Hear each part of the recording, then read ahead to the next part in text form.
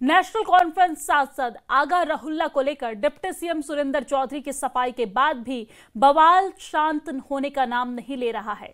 Deputy CM Surendra Chaudhary के खिलाफ जगह जगह पर विरोध प्रदर्शन हो रहे हैं। उनके खिलाफ कार्रवाई की मांग की जा रही है और बीती रात बारामूला के पट्टन इलाके के हरिनारा गांव में भी लोग सड़कों पर उतरे और डिप्टी सीएम सुरेंद्र चौधरी के विरोध में नारेबाजी की गई, प्रदर्शन किया गया। प्रदर्शनकारियों का कहना था कि deputy chief minister Surendra Chaudhary ने अपने बयान से आगा रहुल्ला का अपमान किया है, जिसके लिए वो सार्वजनिक रूप से माफी मांगे। आपको जानकारी दे दें कि सोमवार को आगा रहुल्ला की पार्टी से नाराजगी के सवाल पर डिप्टी सीएम ने कहा था कि कौन आगा, कहां का आगा। हालांकि बाद में उन्होंने ये सफाई दी और उन्होंने कहा कि आगा रहुल्ला को लेकर नहीं बल्कि बडगाम से बीजेपी के उम्मीदवार आगा सैयद मोहसिन को लेकर ये कहा था उन्होंने ये कहा था कि वो आगा को नहीं जानते, लेकिन ये बीजेपी की कैंडिडेट को लेकर ये बयान था। लेकिन उनके सफाई के बाद भी विरोध और बवाल लगातार जारी है।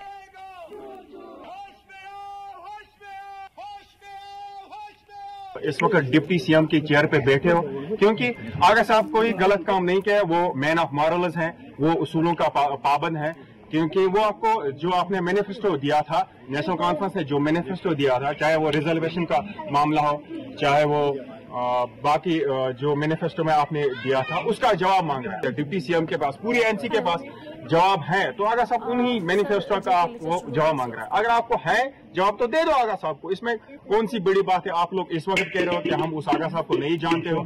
ये वही आगा साहब है जिन्होंने आपको सीएम बनाया, जिन्होंने डोर टू डोर सर्वे की, जिन्होंने कॉन्स्टिट्यूएंसी जाके लोगों से आपकी खातिर वोट मांगे, पार्टी की खातिर वोट मांगा।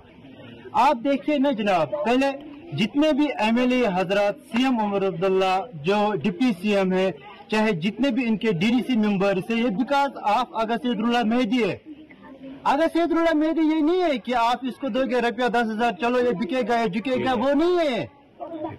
आपको टाइम लग जाएगा, आपको अभी 10 सदियां लग जाएगा आगा सैयदुल्लाह साहब के पहुंचने में।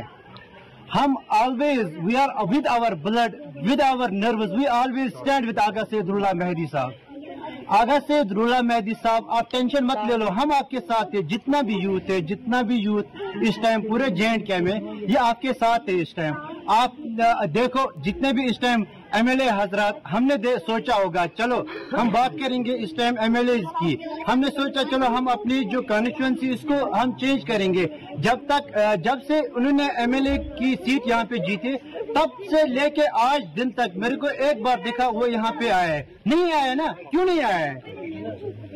इसीलिए रुल्ला साहब जो है वो नाराज है इनसे, वो इनसे खफा है। तो यहाँ पर आप देख रहे हैं किस तरीके से लोग यहाँ पर प्रदर्शन कर रहे हैं, विरोध कर रहे हैं और कार्रवाई की मांग कर रहे हैं, साथ ही साथ माफी की मांग भी की जा रही है। तो लगातार डिप्टी सीएम के खिलाफ, सुरेंद्र चौधरी के खिलाफ अलग अलग जगहों पर प्रदर्शन जारी है। हालांकि उन्होंने अपने बयान पर सफाई भी दे दी है, लेकिन इसके बाद भी बवाल शांत होने का नाम नहीं ले रहा है। उनके खिलाफ प्रदर्शन किया जा रहा है और मांग की जा रही है कि उनके ऊपर कार्रवाई हो, साथ ही साथ माफी की मांग भी की जा रही है। दरअसल आगा रहुल्ला को लेकर डिप्टी सीएम सुरेंद्र चौधरी ने कहा था कि कौन आगा, कहां का आगा, और इसके बाद पूरे प्रदेश में डिप्टी सीएम के खिलाफ ये विरोध प्रदर्शन जारी है। श्रीनगर से सांसद हैं, नेशनल कॉन्फ्रेंस के वरिष्ठ नेता हैं आगा रहुल्ला मेहदी, और उनके खिलाफ डिप्टी सीएम को बयान देना भारी पड़ गया। ये तस्वीर आप देख सकते हैं और समझ सकते हैं कि किस तरीके से अब नेशनल कॉन्फ्रेंस में ही दो गुट दिखाई दे रही है। एक तरफ जहां पर कुछ लोग सुरेंद्र चौधरी के समर्थन में हैं, तो वहीं पर ज्यादातर लोग आगा सैयद रहुल्ला के समर्थन में हैं और आगा रहुल्ला मेहदी के लिए ये आगा रहुल्ला मेहदी के समर्थन में ये विरोध प्रदर्शन कर रहे हैं और माफी की मांग कर रहे हैं। उप मुख्यमंत्री सुरेंद्र चौधरी ने सफाई भी दे दी है इस पूरे मुद्दे पर, लेकिन इसके बाद भी ये बवाल शांत होने का नाम नहीं ले रहा है। आपको बता दें कि इस पूरे विवाद के बाद उप मुख्यमंत्री सुरेंद्र चौधरी सफाई भी दे चुके हैं। सुरेंद्र चौधरी ने कहा है कि मेरे बयान को गलत तरीके से पेश किया गया है, और अब आपको वो बयान सुनाते हैं जिस पर विवाद हुआ है और उस पर सुरेंद्र चौधरी ने क्या सफाई दी है वो भी आपको सुनाते हैं। ट्वीट किया है और उन्होंने अपनी नाराजगी बदस्तूर जारी की है। उसने कहा कि मेरे क्या आगा, कौन सा आगा? हमारा आगा महमूद हमारा लीडर है, बडगाम से इलेक्शन लड़ रहा है।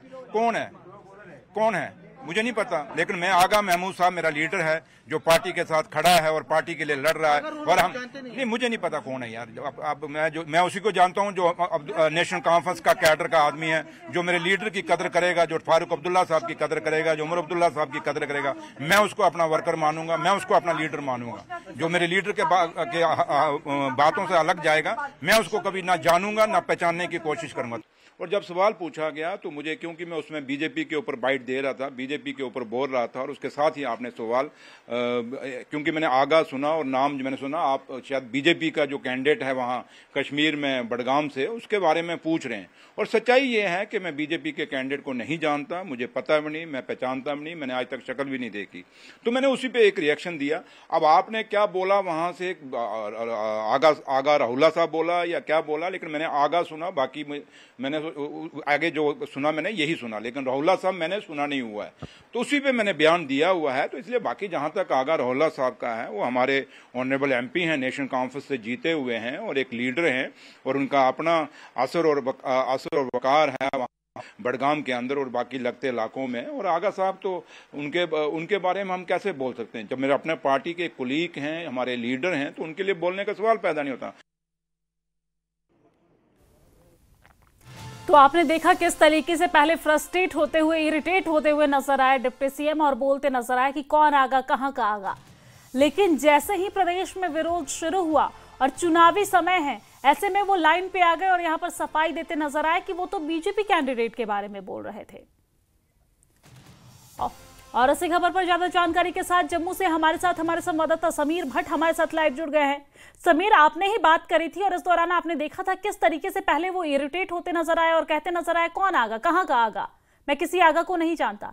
लेकिन बाद में जैसे प्रदेश में विरोध शुरू हुआ और आलाकमान की तरफ से कहा गया कि चुनावी समय है, ऐसे में इस तरह का बयान सुरेंद्र चौधरी को नहीं देना चाहिए, तो वो मीडिया पर ही मढ़ते नजर आए और मीडिया को ही कहते नजर आए कि आप लोग गलत तरीके से पेश कर रहे हैं और मीडिया पे भड़कते नजर आए।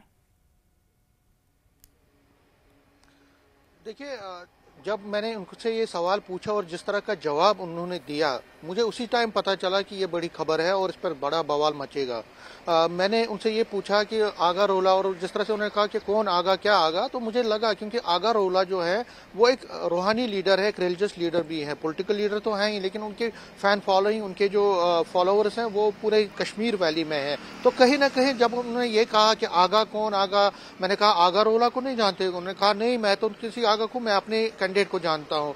तो उसके बाद मैंने उनको फिर बोला, मैंने ऑफ द रिकॉर्ड भी कहा, मैंने बोला आपने ये गलत बोल दिया है। लेकिन जब बवाल जो है इतना बड़ा है कि कल आपने देखा कि लगातार हर जगह से लोग बाहर निकले हैं, जो आगा रोला के फॉलोअर्स हैं वो बाहर निकले हैं और प्रोटेस्ट किया और वो मांग कर रहे हैं कि डिप्टी सीएम जो है वो माफी मांगे। लेकिन डिप्टी सीएम की मजबूरी अपनी है, सियासत की मजबूरी है कि वो अपने ही बयान से पलटे। उन्होंने कहा कि मैं शोर इतना था, हालांकि आपने खुद देखा वीडियो बाइट में कि 3 बार तो मैंने उनको आगा रोला के बारे में बोला, उन्होंने 3 बार ही मुझे कहा कि कोई आगा नहीं, मैं उस आगा को बात कर रहा हूं जो हमारा कैंडिडेट, मैं उसी को जानता हूं। तो कहीं ना कहीं ये बवाल मचा हुआ है, बवाल बढ़ा है और उन्होंने सफाई दी, सिर्फ हमें ही सफाई नहीं दी, कई और मीडिया आउटलेट्स को भी उन्होंने कल बात की उनसे भी, और उनसे भी कहा कि मैंने ऐसी बात नहीं थी, मेरा कोई इंटेंशन नहीं था हर्ट करने का आगा रोला को। लेकिन बात निकल गई, उनके बात जुबान से बात निकल गई और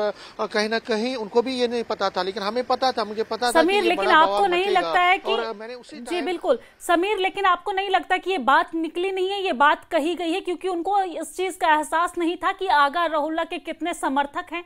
क्योंकि आपने बार बार उनसे कहा आगा राहुल्ला, और उन्होंने बार बार कहा कि मैं किसी आगा को नहीं जानता। उन्होंने यहां तक स्पष्ट कहा है कि जो मुख्यमंत्री उमर अब्दुल्ला का सम्मान नहीं करता, मैं उसका सम्मान नहीं करता। और उसके बाद कैमरा के सामने उन्होंने ये सारी बातें कही और उसके बाद फिर अपनी बातों से पलटते और अपनी बातों पर सफाई देते, झूठ बोलते नजर आए।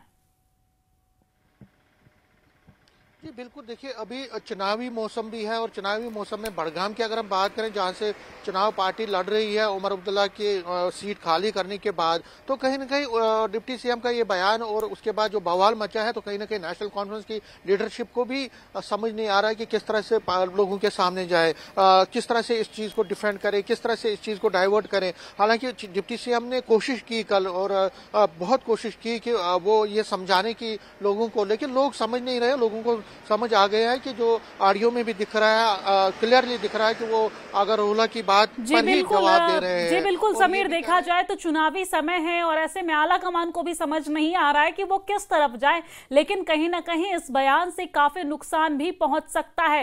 हालांकि बहुत ज्यादा कवर करने की कोशिश डिप्टी सीएम के द्वारा की गई है, लेकिन डिप्टी सीएम ने कैमरे के सामने जिस तरीके से स्पष्ट रूप से कहा और फ्रस्ट्रेट होते हुए, इरिटेट होते हुए कहा, अब कितनी भी सफाई दे ले, वो कैमरे में कैद जो हुई है बातें, वो कहीं ना कहीं उसे झुठला नहीं सकते। आप हमारे साथ जुड़े रहिए, लौटूंगी आपके पास, लेकिन इसी बीच हम अपने दर्शकों को बता दें कि आगा रोहल्ला मामले में भारतीय जनता पार्टी के नेता अल्ताफ ठाकुर ने नेशनल कॉन्फ्रेंस पर तीखा हमला बोल दिया है और कहा है कि झूठ, विश्वासघात और धोखेबाजी नेशनल कॉन्फ्रेंस के डीएनए में है और एनसी ने आगा रोहल्ला के साथ भी विश्वासघात किया है।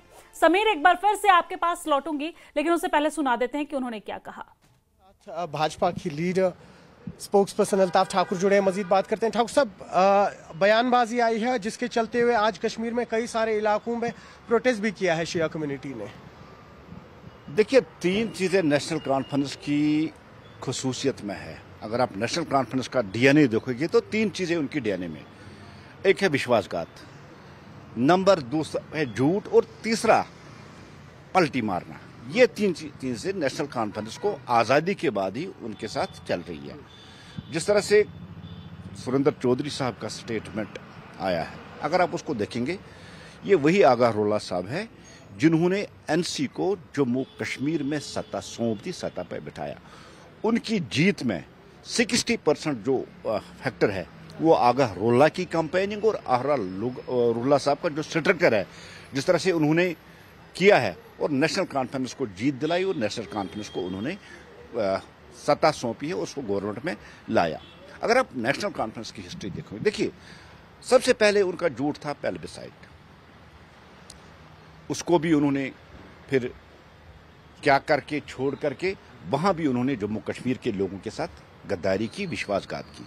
उसके बाद उनका दूसरा सबसे बड़ा झूठ वो था ऑटोनॉमी, वो भी नहीं चला ऑटोनॉमी, और वहां भी उन्होंने जम्मू कश्मीर के लोगों के साथ विश्वासघात किया। उसके बाद 370 वापस लाएंगे जिस पे वोट लिए, या वो भी विश्वासघात, वो भी नहीं आया। उसके बाद स्टेटहुड, वो भी एक विश्वासघात उन्होंने किया। और उसके बाद सबसे बड़ा अभी विश्वासघात है वो है गारंटियां और वादे, एक भी पूरा नहीं करे, इसलिए उन्होंने जम्मू कश्मीर के लोगों के साथ फिर एक बार विश्वासघात किया।